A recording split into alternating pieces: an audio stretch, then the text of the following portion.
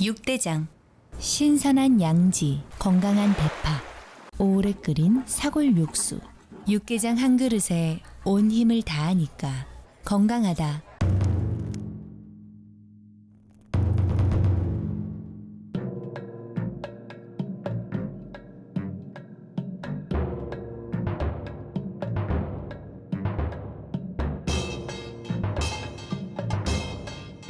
육개장은 육대장. 4월 봄의 화사함과 따뜻함이 늘 깃들기를 바랍니다. 라디오 서울이 함께합니다.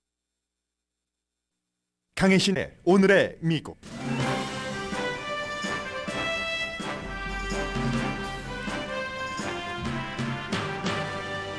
윤석열 대통령이 국빈 방문으로 백악관에서 정상회담 중입니다. 환영식에는 미국의 거의 모든 장관이 참석을 했고 한국에서는 여러 경제인이 바이든 대통령과 통역 없이 대화하는 경제 협력에 있어서는 의미 있는 순간이었습니다.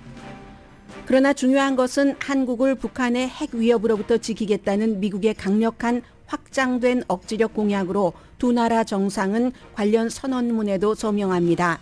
이 부분을 뉴욕타임즈는 북한의 위협이 그만큼 강하다는 것을 인정하는 것이라면서 바이든 대통령이 미국이 위험을 무릅쓰고 한국을 핵 공격으로부터 보호할지에 대한 의지 표명을 할지가 관건이라고 전했습니다. 또 핵 자산 한국 배치는 윤 대통령이 요청하지 않았다고 보도했지만 그 말은 미국이 원치 않는다는 말이기도 합니다. 윤석열 대통령 환영식에서 바이든 대통령은 재선 출마를 발표한 대통령답게 국내 국제 이슈 모두를 엮었습니다. 한미동맹 70주년을 강조하면서 동시에 최근에 한국전 당시 숨진 미군의 유해를 찾아서 그에게 훈장을 수여한다고 밝혔습니다. 강경화 전 외무장관이 이코노미스트에 한국이 한미일 관계에서 시험에 처했다는 어피니언을 보냈습니다. 세계에 알려주는 이 기고문에서 강경화 전 장관은 결국 일본이 완전하고 정직하게 과거사에 대해 사과를 해야지만 한미일이 함께 번영한다는 주장입니다. 젤렌스키 대통령과 시진핑 주석이 러시아가 우크라이나를 침공하고 처음 전화 통화를 했습니다. 젤렌스키 대통령은 길고 의미 있는 통화였다고 말했습니다. 존 로버츠 대법원장이 클래런스 토마스에 이어 닐 고서치 대법관도 부패 혐의를 받는 시점에 상원 청문회에 이 문제로 출석하지 않겠다고 밝혔습니다. 3월에 소비가 주춤해졌습니다. 전문가들은 경제가 쿨다운된다는 사인으로 봅니다. 여러분 안녕하십니까? 오늘의 미국 강혜신입니다. 지금부터 in anytime에 백악관에서 바이든 대통령과 정상회담을 하고 있는 윤석열 대통령 두 나라의 정상회담이 끝나고 나서 공동 성명도 발표를 하고 기자회견도 할 수가 있습니다. 오늘 바이든 대통령이 이제 대통령이 되고 나서 아시아에서는 첫 번째 국빈 방문으로 초대한 사람이 이제 한국 대통령이고 유럽에서 프랑스 대통령인데 일본과 미국이 가장 가깝고 여러 가지 공유를 많이 하지만 아시아 대통령으로서 처음 국빈 방문으로 초대한 사람은 한국의 윤석열 대통령입니다. 제가 오늘 이제 이렇게 국빈 방문으로 초대하는 행사를 많이 보는데 미국에서 할 수 있는 최대한 글쎄요, 내용이 더 중요하지만 실제적으로 해줄 수 있는 것은 다 보였다 하는 것을 전해드릴 수 있고요. 중요한 것은 이제 뒷부분에 좀 말씀을 드리겠습니다. 워싱턴 선언이라는 것, 이게 뭔지. 그런데 이제 처음에 시작할 때부터 오늘 아침에 혹시 저희 아침 뉴스를 못 들으신 분들도 계시고 그리고 뭐 미국 뉴스도 접하지 못하신 분들을 위해서 12년 만에 처음 있는 한국 대통령의 국빈 방문이기 때문에 의전도 내용이 사실은 컨텐츠가 더 중요하지만 의전도 굉장히 중요하거든요. 이걸 지금 어떻게 한국을 생각하고 있는가를 그대로 성의 있게 표현을 하는 겁니다. 그래서 오늘 여러분들께 제가 좀 그 부분을 전해드리겠습니다. 로스앤젤레스 시간으로 아침 이제 7시 조금 지나서 미국의 부통령이 맨 앞에 등장을 했고 장관들 거의 다 나왔습니다. 국무장관, 국방장관, 재무장관, 무역대표부 전부 나와서 서 있었고 그리고 이제 미국 대통령 부부가 나와서 윤석열 대통령 부부가 타고 있는 자동차가 도착할 때까지 로즈가든에서 백악관에서 기다렸습니다. 기다렸는데 그 사이에 미국 방송들은 전부 이제 여러 가지 얘기를 하는데 그 얘기들이 뭐 이런 얘기들입니다. 한국 지도자를 국빈 방문 두 번째 국빈 방문으로 초대를 했는데 이게 과연 뭐 무슨 의미인가 하는데 중국에 보여주기 위한 것이다. 이런 지적들도 많이 나왔습니다. Also, of course, sending a message to China. That perhaps is the most important message underscoring all of this, the unity between the 어쩌면 U.S. 이제 and South Korea. So it is very 이게 제일 중요하다고도 볼 수도 있다는 거죠. 한국과 미국 사이가 얼마나 돈독한가. 이게 지금 한국이 처한 어려움입니다. 한국이 turn between two 중국과 미국 사이에서 이런 것, 그걸 이제 보여주기 위한 것으로 한국 대통령을 제일 그 아시아에서 먼저 국빈 방문으로 초대를 했다. 이런 것도 있고요. 핵무기를 다시 한국에 배치할 수 있는가 91년도에 걷어낸 그런 부분에 대해서도 CNN 방송에 폴라 행칵스 특파원이 이제 설명을 하기도 합니다. Been serious discussions about the South Korean. 네, 이건 이제 앵커가 얘기를 하는 nuclear 거고요. weapons back in South Korea. 예, 한국에 이제 다시 핵무기를 배치할 수도 있는가 뭐 그런 부분들이에요. 그랬더니 여론은 increasing call for South Korea to have its own nuclear weapons program. 10 years ago when I was here, this was a fringe argument. 네, 본인이 이제 10년 전에 한국에서 이 같은 뉴스를 보도할 때는 한국 사람들이 핵무장 이런 얘기를 거의 하지 않았지만 지금은 한국이 뭐 핵 자산을 한국에 배치하는 것 이걸 넘어서 직접 한국이 핵무기를 개발을 해야지 된다는 여론이 굉장히 높다고 얘기를 했고요. 그러나 윤석열 대통령은 확장된 핵 억제력, 한마디로 말해서 북한이 핵을 가지고 위협을 할 때 미국이 갖고 있는 핵으로 어떠한 형태로든 북한을 달래던 위협을 하던 한국을 지켜주겠다는 핵 확장력 이런 것을 말합니다. Consistently said that he wants more reassurances from Washington. He has said that the extended deterrence, that the nuclear umbrella that the US offers to its allies needed to be 네, strengthened. 익스텐드된 그런 억제력이라고 얘기를 하잖아요. 미국의 우산 아래 그 사이에 이제 여러분들께서 들어보신 것처럼 이제 군악대가 연주를 하기 시작하고 그리고는 이제 모두 이제 기다렸던 윤석열 대통령 부부가 등장을 했습니다. 등장을 하면서 바이든 대통령과 윤석열 대통령 뭐 처음 만나는 게 아니니까는요. 여러 모습 그리고 백악관에서 미리 한국 대통령 부부를 기다리고 있던 사람들과 전부 인사를 했고 또 한국 측에서도 박진 외교부 장관도 와서 한국 측에서 온 대표단은 거의 바이든 대통령과 영어로 직접 얘기를 하는 경제인단이 됐던 아니면 행정부의 사람이 됐던 그런 모습을 보여줬고요. 그리고 여기서 미국 사람들이 미국의 앵커들이 가장 주목했었던 것은 두 사람이 바이든 대통령과 윤석열 대통령이 악수만 한 것이 아니라 허그를 했다. 이제 다정함을 서로 보여줬다는 얘기예요. Didn't just shake hands. There was an actual hug. There was a hug between the two presidents. So interesting to note that there they go walking off, where they Now will we're going to hear remarks make some. 네, 그것도 아주 중요하다고 전부 앵커도 그렇고 백악관 출입 기자들도 그렇고 얘기를 하고 있죠. 그리고는 이제 국빈 방문이기 때문에 이럴 때는 항상 상대의 국가가 먼저 연주가 됩니다. 그리고 군포도 다 발사하는 게 들리죠.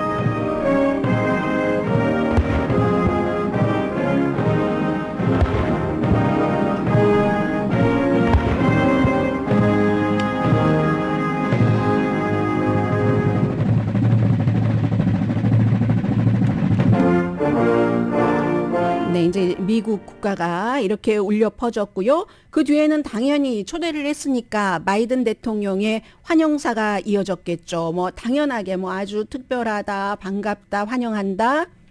Welcome to the White House. Today we celebrate the ironclad alliance, the shared vision of our future, and the deep friendship. 네, 미래의 비전도 공유를 하고 아주 깊은 우정, 동맹 같은 것을 얘기를. Ms. Kim, you were kind enough to host me in 네, Seoul 지금 last 이제 대통령 year. 부부를 초대를 했다 하는 얘기를 합니다. 본인은 윤석열 대통령이 취임하고 열흘이 됐던 때에 한국을 방문을 했었다는 과거도 얘기를 하고요. 두 번째 이 행정부의 국빈 방문자다. 동맹을 축하하고 그리고 또 중요한 게 이겁니다. 우리가 공유하는 비전 그리고 우리의 깊은 우정을 통해 대한민국과 미국이 연합해 됨을 경축하고자 합니다. 윤석열 대통령님, 김건희 여사님, 취임하신 지 불과 열흘 후이셨음에도 작년 서울에서 저를 따뜻하게 맞아주신 데 대해 감사드립니다. 네, 보통 이제 미국에서 다른 나라 정상들이 오고 할 때 이렇게 뭐든지 다 전부 통역을 하진 않거든요. 통역을 할 때는 보통 방송을 중계하는 사람들이 영어가 아닌 지금 한국어 통역이잖아요. 한국 측에. 그런 통역이 나오면은 전부 그 마이크를 내려버립니다. 영어가 아닌 경우에는. 그런데 오늘은 바이든 대통령의 몇 분인지는 제가 계산을 해보지 못했네요. 제법 긴 그런 그 손님을 맞이할 때의 환영사를 전체적으로 몇 문장 하고 한국이 통역을 하고 한국어로 통역하고 하는 것들이 이제 굉장히 그 중요하게 이게 이제 대접은 일단 해준다는 겁니다. 더 중요한 건 지금 정상회담 중에 그 내용에서 뭔가가 정리가 되겠지만요. 그리고 On September 1, 1950, Corporal Luther Story performed acts of bravery above beyond all 루퍼라고 했나요? 루터? 스토리라는 그런 그 상병이 부상을 당했는데도 그 부대를 지키기 위해서 막 열심히 일을 하고 적과 싸우고 했는데 결국은 그 사람이 숨졌는데 유해를 찾지 못했다는 겁니다. 최근에 유해를 찾아서 결국은 이제 우리의 그 영웅으로 메달도 수여를 한다 하는 얘기를 합니다. was never accounted for until now. Until now 못 찾다가 찾았어요. Together to identify Corporal Story's remains among those buried. 여기에 이제 부산에 있는 그 뭐 묘지도 나오고 한국전에 참전했다가 숨진 그 다른 나라 사람들 뭐 이디오피아, 캐나다 이런 뭐 UN 깃발 안에 참전을 했었던 많은 사람들이 묻혀 있는 곳이잖아요. 그런 얘기까지 쭉 하면서 이거는 국내용입니다. 미국에 어제 재선에 출마한다고 발표를 하고 나서 미국에 그랬더니 박수를 치잖아요. 미국 사람들이. 루서 스토리 상병은 한국정 당시 부산 교두보에서 동료 전우들을 보호하기 위해 모든 수단을 초월해 용기를 발휘했습니다. 스토리 상병을 마지막으로 목격한 사람들의 증언에 따르면 그는 자기 자신 부상당한 채로 퇴각하는 중대를 보호하고자 적군의 공격에 맞서 싸웠습니다. 이듬해 1951년 그의 영웅적인 행동이 인정받아 자유훈장이 추서되었습니다. 하지만 상병의 유해는 찾지 못했습니다. 바로 최근까지 말이죠. 그러나 대한민국과 미국은 협력을 통해 국립태평양 기념묘지의 한국인 무명용사 유해 가운데 스토리 상병의 유해를 찾아내게 되었고 오늘 스토리 상병을 그가 마땅히 받아야 할 영예와 함께 그의 가족의 품 그리고 참된 안식으로 되돌려 드릴 수 있게 되었습니다. 이는 우리가 우리의 영웅을 결코 잊지 않았기 때문이었습니다. 네, 우리의 영웅을 잊지 않았기 때문이라고 국내용 발언도 있지만 이 발언의 그 중간에 보면은 한국과 미국이 협력을 해서 그 동맹 관계는 계속 그 바이든 대통령이 연설을 할 때 이어갔습니다. 70주년 한미 동맹을 또 이렇게 말했습니다.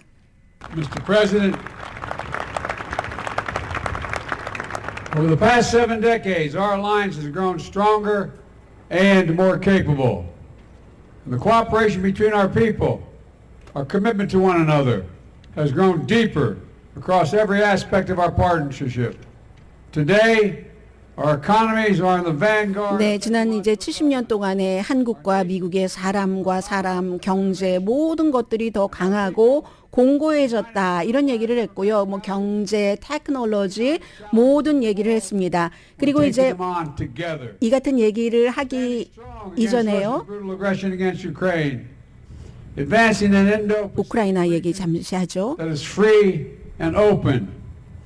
Building secure and resilient supply chains and pioneering the 공급망 얘기도 하고 있고 그러니까 우크라이나에 대해서도 이제 한국이 지금까지 미국의 동맹으로서 이것도 바이든 대통령으로서는 본인의 외교적인 치적이잖아요. 국내에서는 본인이 집권하기 이전보다도 어쩌면 정치적으로 또 경제적으로도 격차도 심하고 더 깊은 분열이 왔을지 모릅니다. 그러나 적어도 국제적으로는 국제정책으로는 본인이 제가 상원의원에 36년 있었기 때문에 할 수 있는 일이에요 하고 실제로 이뤄낸 일들이 있잖아요. 뭐 인플레이션 삭감법이라든가 그 국내가 되겠네요. 칩센 과학법이라든가 이런 것들을 초당적으로 이뤄냈고 그럼으로써 한국과 같은 일부 국가에서는 좀 나쁠 수 있지만 그리고 국제적으로도 마찬가지로 본인의 여러 가지 정치적인 경력을 쌓아서 트럼프 전 대통령 시대에 미국이 스스로 고립되기도 하고 뭐 아메리카 퍼스트만을 외치던 것을 사실은 잘 모아서 지금 블라디미르 푸틴 러시아 대통령이 계산에 맞지 않게 지금 고전을 하고 있는 거잖아요. 그 점을 강조를 하는 겁니다. 한미 동맹도 그렇고 그리고 이제 중국 문제가 나오죠. 공급망 이런 문제에 대해서도 역시 이제 바이든 대통령이 얘기를 했고요. 또 하나는 좀 전에 미국의 영웅이다. 그의 유해를 찾아서 이제야말로 이제 상을 바칠 수가 있게 됐다 할 때 그 전쟁에 참전했었던 참전 용사들이 백악관에 쫙 초대가 됐었습니다. 그래서 그분들도 박수를 많이 받았고요. 이렇게 바이든 대통령의 환영사는 끝났고 그리고 이제 윤석열 대통령의 말은 한국어니까 뭐 다 여러분들 충분히 알아들으셨으리라고 생각도 들고요. 저는 사실 준비를 하느라고 윤석열 대통령의 그 답사는 조금 스킵을 했습니다. 그리고 윤석열 대통령이 얘기를 할때 CNN 방송에 그동안 쭉 이제 북한 문제를 얘기를 해왔다던가 이런 국제 정세에 대해서 잘 알고 있는 두 명의 앵커가 한 얘기가 있습니다. 존 버먼은 이렇게 말을 하더군요. 이 이슈에 대해서. One thing that has frustrated him is that he's been unable to bring the country together, but he has revitalized international alliances. Certainly his foreign policy will be front and center in a presidential re-election. 네, 이 재선에 있어서 국내적으로는 못 다듬었지만 국제적인 이슈가 맨 전선에 있을 수도 있고 또 센터 가운데 있을 수도 있다. 그게 이제 지금 한국과도 너무 중요한 거다. 중간에 또 중국이 껴있고 또 북한이 끼어 있고 하기 때문에 이런 지적을 존 버먼 앵커가 하고 있습니다. 핵 문제와 관련해서 노스 코리아, 사우스 코리아 그리고 이 케이트 볼드원 그 CNN의 또 다른 앵커는 폴라 행칵스 등에게 그런 질문을 합니다. 지금 사실은 최근에 미국이 뭐 한국만 그런 건 아니지만 도청한 이 문제가 있지 않느냐라고 얘기를 했어요. Any sign of any lingering damage from what has been, what the Pentagon, the leaked Pentagon documents that, amongst other things, suggest. 네, 그 이제 국방부에서 유출된 그런 문제 여러 가지요. Eavesdropping and spying on allies. 그게 이제 이 두 나라 관계에 어떨까 하는 그 질문을 하고 있어요. Purportedly between top South Korean officials. 네, 조금 뒤로 가고. The Pentagon leak. And what we heard from the presidential office. 폴라 행카스 서울 특파원은 결국은 여러분들께서 다 알고 계시는 얘기를 합니다. 한국의 행정부 차원에서는 그것이 왜곡됐다, 사실이 아니다. 이런 식으로 미국에 대해서 굉장히 그 불쾌한 입장을 얘기한다던가 그렇게 하지는 않고 있다라고 지적을 합니다. Or have any impact on what's happening today. But what it did show us was exactly how difficult. 이건 이제 그 12년 만에 한 번 있는 일이기 때문에 제가 오늘 아침에 쭉 이제 그 백악관의 정상회담을 하러 들어가기 이전의 분위기를 여러분들께 전해드렸고요. 사실은 정상회담에서 제가 좀 전에 방송하다가 지금부터 뭐 중요한 게 조율이라고 표현하진 않았는데 뭐 만들어지겠다 뭐 이런 식으로 여러분들께 표현을 해드렸는데 그건 또 맞진 않죠. 정상이 회담을 할 때는 거의 완결이 돼서 뭐 지금 선언문까지 다 작성되지 않았겠습니까? 그리고 오지만 항상 뭔가가 그 현장에서 일어날 수 있는 일은 있는 거죠. 사전에 협의하지 않은 부분에서 그것이 무엇인가에 대해서 오늘 잠시 뒤에 전해드릴 뉴욕타임스도 그렇고 어제의 그 스캇 스나이더도 그랬고 그리고 그제의 워싱턴 포스트의 칼럼니스트 맥스 부트 씨도 그랬고 바이든 대통령의 의지다. 어차피 지금 핵단추는 미국이 눌러야지 되는 거잖아요. 그리고 그 대통령은 바이든이 아니면 또 바뀔 수도 있다는 그런 점이 되겠죠. 자, 잠시 뒤에 그런 점들을 여러분들께 좀 전해드리겠고요. 오늘의 미국은 신용의 상징 유한양행 건강식품과 누구나 젊어지는 얼굴 피부과학 셀리온, 이민법 가정법 전문 제인정 종합법률사무소, 프리미엄 고기 쌈밥 전문 레스토랑 쌈, 재래식으로 직접 만든 검정콩 생순두부 수라원 순두부, 총 20억 달러 승소, 교통사고와 상해 전문 브라이언 타필라와 CG 변호사 그룹, 공동펀입니다. 잠시 뒤에 뵙겠습니다. 잠시 뒤에 제가 전해드릴 것은 많고 많은 기사 가운데 뉴욕타임즈를 선택했습니다. 왜냐하면 데이빗 상어라는 굉장히 퓰리처상도 한 4번인가 받았고 안보에 능통하고 백악관 출입기자도 지냈고요. 그분과 뉴욕타임즈의 서울특파원 최상훈 특파원 두 사람이 같이 쓴 이 문제인데 과거부터 지금까지의 북한의 핵 능력과 미국과 한국의 입장은 어디에 있는가? 앞으로 이건 어떻게 풀어야지 되지? 일단 한꺼번에 점검해 볼 수 있는 종합적인 기사입니다. 잠시 뒤에 전해드립니다.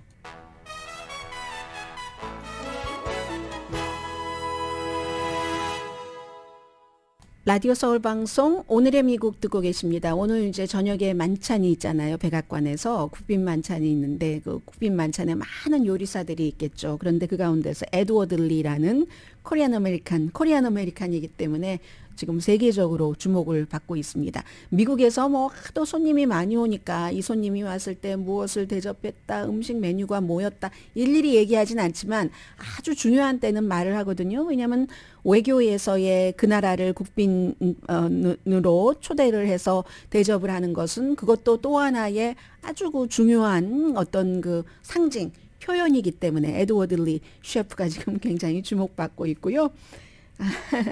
자, 지금부터는 데이빗 생어 그리고 최상훈 뉴욕타임스 특파원이 쓴 기사를 전해드리겠습니다.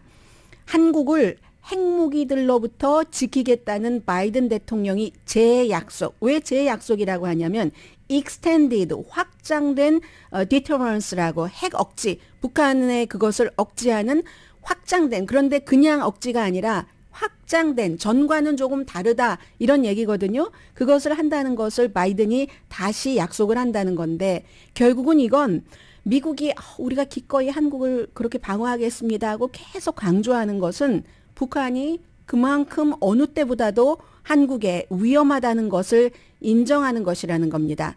최근에 제가 며칠 동안 중요한 그 어피니언 리더들의 의견, 이 같은 의견을 여러분들께 소개를 해드렸었습니다. 트럼프 전 대통령이 김정은 그 국무위원장과 만나고 몇 번, 3번의 만남 끝에 결국은 하노이에서 실패를 하고 말았고 그 이후 4년 동안 북한의 핵 능력은 어마어마하게 컸습니다. 미국과 한국 관계자들이 이 데이빗 생어 씨는 이 분야의 전문가인데 도대체 얼만큼인지 세기를 카운트하기를 포기할 그럴 정도로 빠른 속도로 확장되고 있다는 겁니다. 미사일 테스트도 너무 자주 해서 저도 올해 몇 번 했냐고 물어보면 잘 모르겠습니다. 혼돈할 정도예요. 큰 헤드라인이 안 될 정도다. 이건 한국에서도 사람들이 또 했어? 그냥 어깨 한번 딱 이렇게 슈럭 하고 많은 그런 정도라는 겁니다. 그래서 바이든 대통령이 윤석열 대통령을 환영할 때 북한의 핵무장을 포기하게 하는 것이다. 그게 목표라고는 거의 아무도 생각하지 않고 그렇게 말해도 믿지 않는다는 목표가 아니에요. 이제 그렇게 될 수가 없습니다. 북한이 헌법까지 고쳐서 방어용이 아니라 선제 공격도 핵을 가지고 할 수 있다고 얘기를 하니까 그건 안 되죠. 대신에 바이든 대통령은 가장 확실하게 윤석열 대통령에게 확장된 억제력, extended deterrence라고 이것을 이제 해줘야 된다는 겁니다. 필요할 때. 미국의 핵 자산을 이용을 해서 북한을 설득하든지 북한에 대응한다는 서약, 오늘 그 선언문에 서명을 한다는 거잖아요. 결국은 이 말은 지난 30년 동안의 모든 외교적 노력이 실패했다. 또 제재도 해봤지만 경제 제재, 개발을 하고 약속 이것도 다 모든 평양의 핵 프로그램을 끝내는데 실패했다는 것을 확인하는 날이라고도 얘기를 합니다. 북한의 핵 능력만이 탑픽이 아니지만 오늘 얼마나 많은 일이 있어요.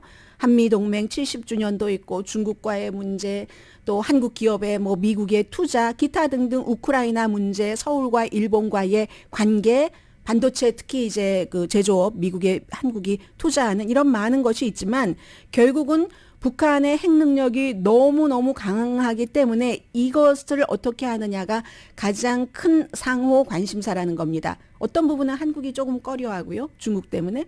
어떤 부분은 또 조금 더 해주지. 일본에 대해서 이렇게 만약에 미국이 생각한다면 또 이것도 또 어느 나라인가는 불편할 거고 그렇기 때문에 최근에 하버드 코리아 프로젝트라는 그 프로그램이 있었는데 거기서 여러 전문가들이 김정은의 목표는 그 핵무기를 적어도 영국이나 프랑스만큼은 확보하는 것이라고 합니다. 영국이 한 200개, 프랑스가 한 300개 정도 되잖아요. 정확하게 몇 개가 있는지 아무도 알 수 없고 한국은 한 개도 없고 미국 것도 지금 한국에 없고 바이든과 윤석열 대통령은 뭐 완전하고 확인 가능하고 돌이킬 수 없는 한반도 비핵화 추구 트럼프 전 대통령 때 문재인 전 대통령과 너무 많이 얘기했었던 겁니다. 이것을 추구는 한다. 뭐 말이니까 하긴 하겠죠. 그러나 북한이 그러면 뭐합니까? 바이든 측에서 전화를 해도 전화를 안 받는데 한국의 전화도 완전 무시하는데 그렇기 때문에 북한의 핵 프로그램은 이제는 돌이킬 수 없는 지점으로 갔다. 미국 국방부가 추산하기에 중국도 마찬가지예요. 미국은 항상 중국을 의식하니까 2035년이 되면은 중국이 핵무기를 1,500개로 늘려서 그리고 또 러시아는 우크라이나에 사용한다 만다 지금 얘기를 하고 있고요. 두 사람 지금 나오고 있네요. 그래서 뭐 나올 때까지는 하겠습니다. 저는. 그렇기 때문에 북한과 대화를 하기 굉장히 어려운 시기고요. 트럼프 전 대통령은 처음에 취임했을 때 세계가 지금까지 보지 못했던 것을 보게 될 것이다. 화염과 분노를 얘기를 했고 직접 그 다음에 외교를 해서 6개월 만에 북한이 다 포기할 거야. 그리고 어느 날인가는 김정은 만나고 오다가 미국 사람들은 이제 안심하고 잘 수 있어. 미국은 더 이상 북한의 핵 위협으로부터는 벗어났어. 라고 얘기를 했는데 이게 아니잖아요. 지난 금요일에 최선희 외무상이 최근 몇 개월 동안 반복했었던 얘기. 북한은 세계 수준의 핵파워 마지막 단계다. 역전 불가능하다라고 얘기를 했고 물론 북한이 뭐 한국을 뭐 선제 공격한다던가 이러한 의지가 있다고 믿는 사람은 많지는 않다는 겁니다. 미국에도 마찬가지로. 그러면 또 당하니까. 그렇기 때문에 그렇지만 미국 관계자는 뭐 예전에 트럼프 전 대통령처럼 비치에 뭐 호텔 지어주고 어떻게 해주고 대신에 핵무기 포기해. 이 시대는 지났다고 보고 있는 겁니다. 그리고 북한의 최고의 목표는 하버드 그 이벤트에서 결국은 왕조를 지키는 것. 자신들의 세습을 하는 것. 그러려면 핵무기가 있어야 된다라고 보는 거고요. 북한도 중국이 지금 입장이 전에 육자회담 할 때와는 많이 달라졌다는 겁니다. 그때는 미국, 한국, 일본, 러시아, 북한 뭐 이렇게 육자회담을 해서 뭔가를 이렇게 하려고 했지만 북한이 핵 능력이 강화돼서 테스트를 하기 시작한 다음부터는 중국도 북한이 뭐 그 한국이라든가 일본이라든가 미국을 곤란하게 하는 것을 좀 미국의 동맹국을 불안하게 하는 것을 해피하게 바라보고 있는 것 같다라는 얘기들도 하고 있고요. 어쨌든 3월 7일에 김정은 위원장이 화성 32로 시찰하면서 그 모듈이 사진이 진짜라면 대량 생산을 표준 핵탄두 작은 것을 생산할 수 있는 능력이 있다는 그런 얘기고요. 그리고 한국 관계자들은 북한의 이 같은 주장이 과장됐다라고 얘기를 하지만 그렇지만 이게 분명히 굉장히 늘어나는 것은 사실이고 아무튼 그러므로 지금 바이든 대통령과 윤석열 대통령은 공개적으로 확장된 북한의 핵 억제력에 대해서 얘기를 하면서 며칠 전에 맥스 부트 워싱턴 포스트 칼럼니스트가 얘기한 것처럼 더 정규적으로 더 눈에 띄게 핵 잠수함이나 뭐 그런 뭐 전투기 등등을 한국에 보낸다. 트럼프 시대에 축소됐던 것을 다시 한다 하는 그런 얘기입니다.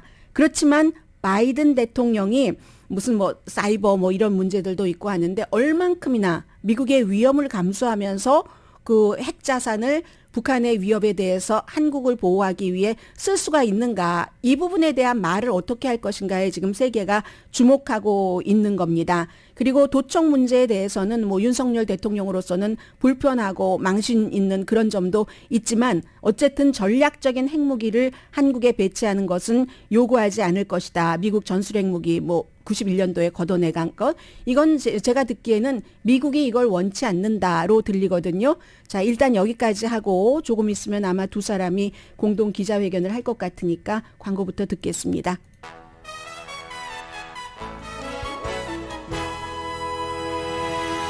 라디오 서울방송 오늘의 미국 듣고 계십니다. 바이든 대통령과 윤석열 대통령 정상회담 끝내고 나서 하는 그 공동 선언문도 발표하고 기자회견하는 것, 저도 기다림의 방송을 지금 하고 있습니다. 그리고 아마 오늘 이 같은 그 발표가 끝나고 나면은 저는 짐작되는 게 두 가지가 있습니다. 기자회견을 할 때는 미국 기자들이 항상 국빈 방문자가 와 있더라도 미국적인 이슈를 물어보잖아요. 어제 대선 출마를 발표를 했고 또 바이든 대통령은 역대 어느 대통령보다도 기자회견을 안 하는 대통령입니다. 본인이 스스로 얘기를 하잖아요. 말 실수 기계라고.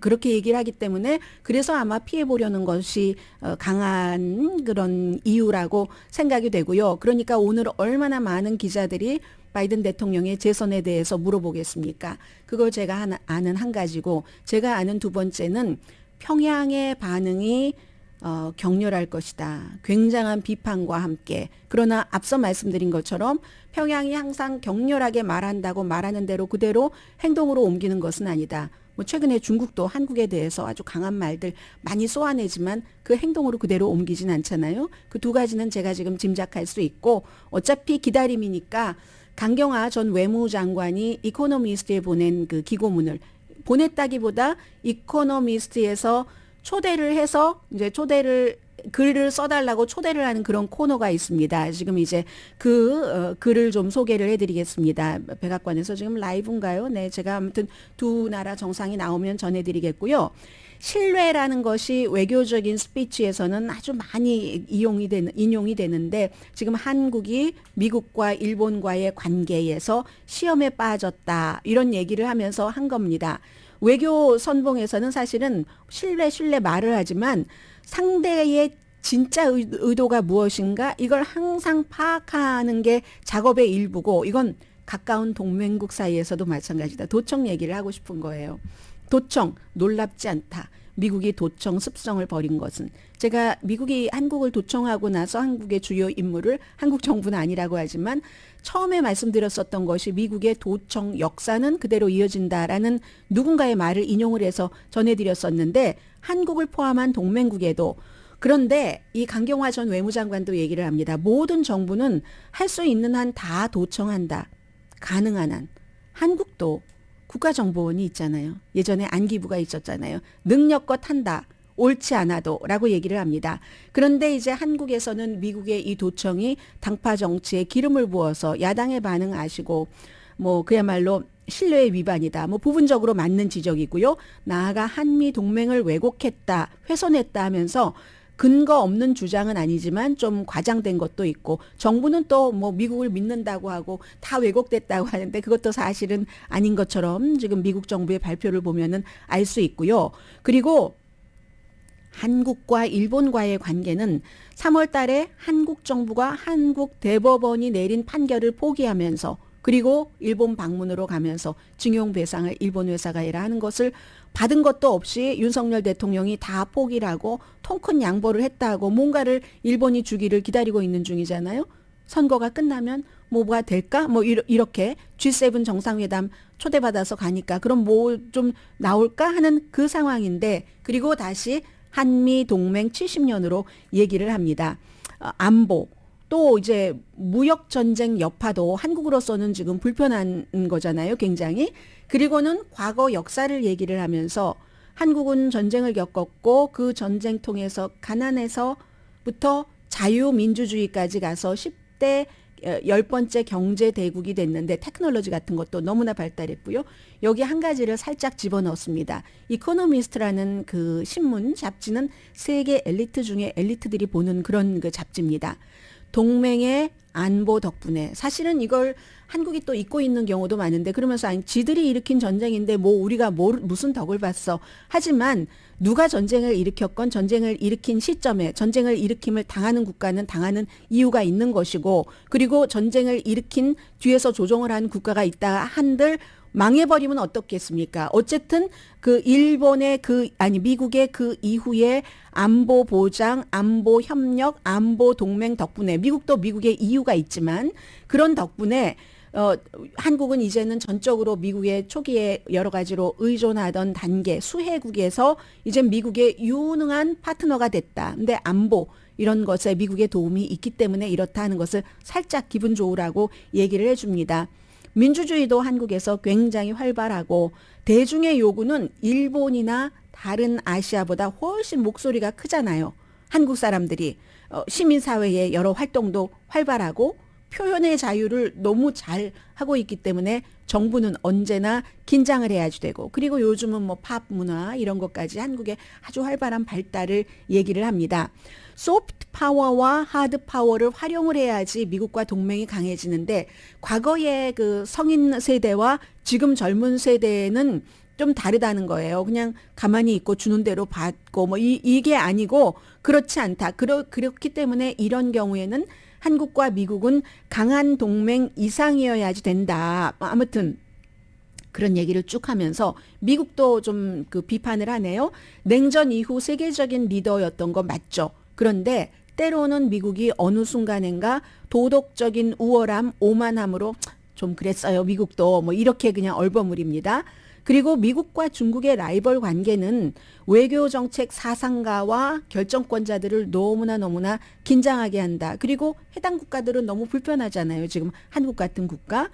한국 사람들 대부분은 아직도 미국과의 동맹을 지지한다. 중국보다 미국에 대해서 호감 더 많은 분들이 많이 계시잖아요. 그렇지만 반대하는 사람은 또 굉장히 강하게 반대를 하고, 또 일본의 경우는 완전히 일본과 무슨 군사동맹을 하느냐, 일본 그 과거 역사를 보면 절대로 있을 수가 없다. 이런 일이 역사의 수정주의 이런 것이 이어지면은 이거는 일본과 가깝고 코드도 맞는 부분이 있는데 이게 되지 않을 이런 일본의 역사의 반성이 없는 수정주의 같은 것이 이어지면 안 된다. 그런 일이 일어날 수가 없고, 일본의 민주주의 국가로서 글로벌 리더로서의 책임을 지려면 한국에 대해서 뭔가를 해야지 된다. 그게 바로 미국에도 좋고 평화와 번영 모든 것에 다 좋다. 이런 얘기를 강경화 전 외무장관이 이코노미스트에 글을 써서 보냈습니다.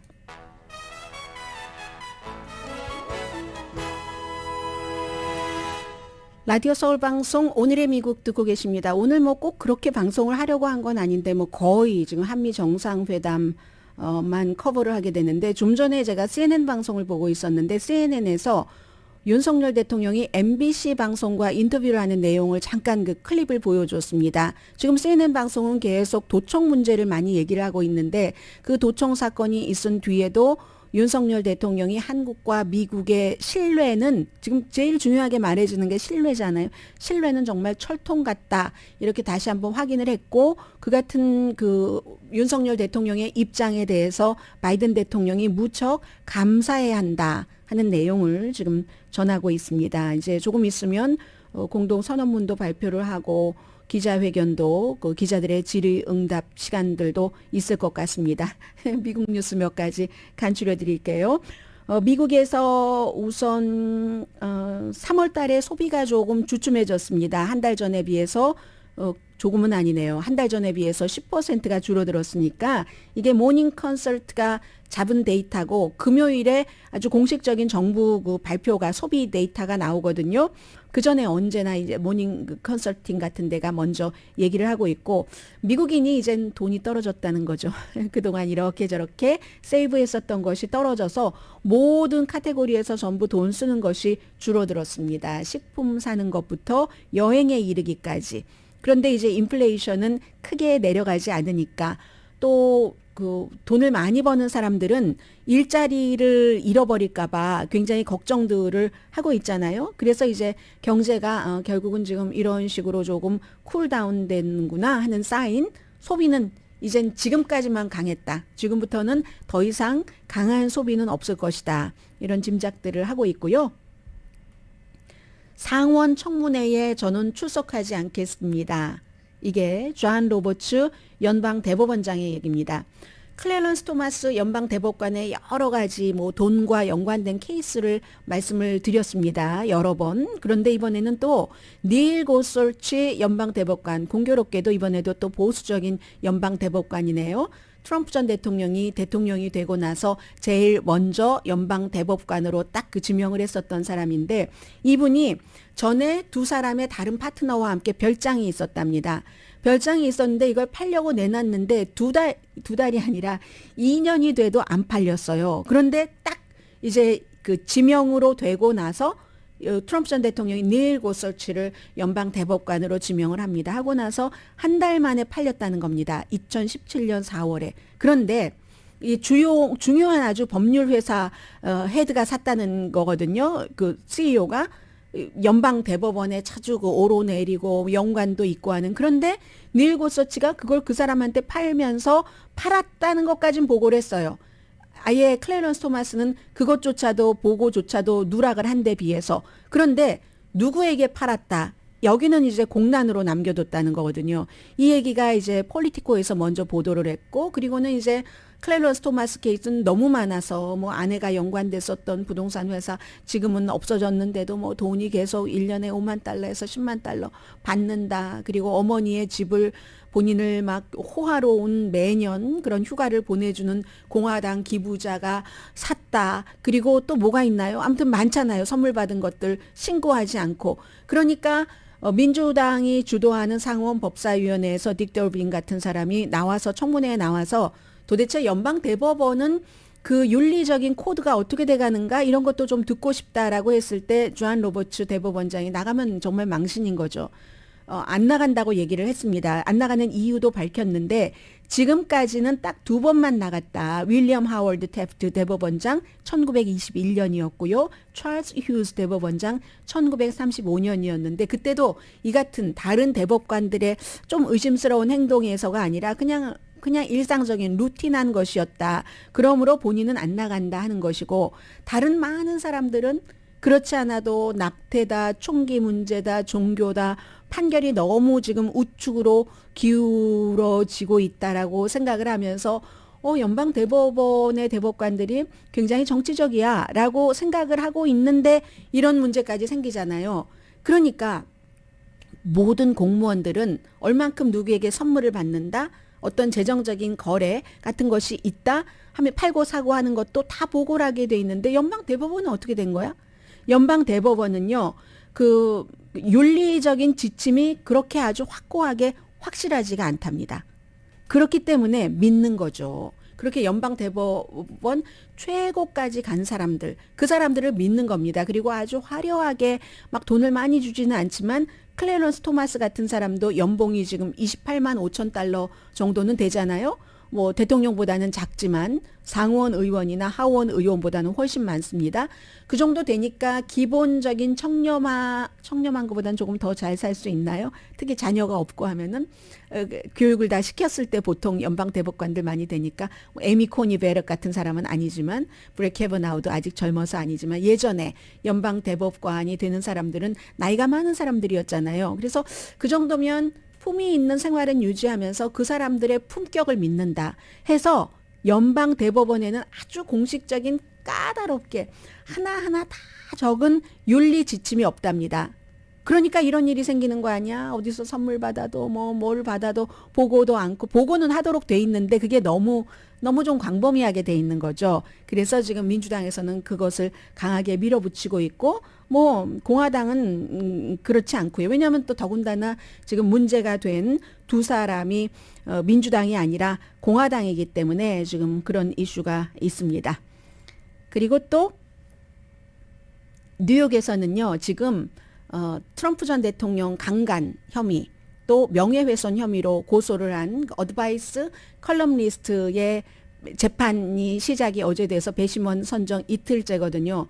이 수십 년 전에 있었던 건데 왜 지금에서야 얘기를 하는가. 이분의 어제 보니까 변호인이 수십 년 동안 내가 잘못해서 그렇게 트럼프에게 강간당할 뻔했나?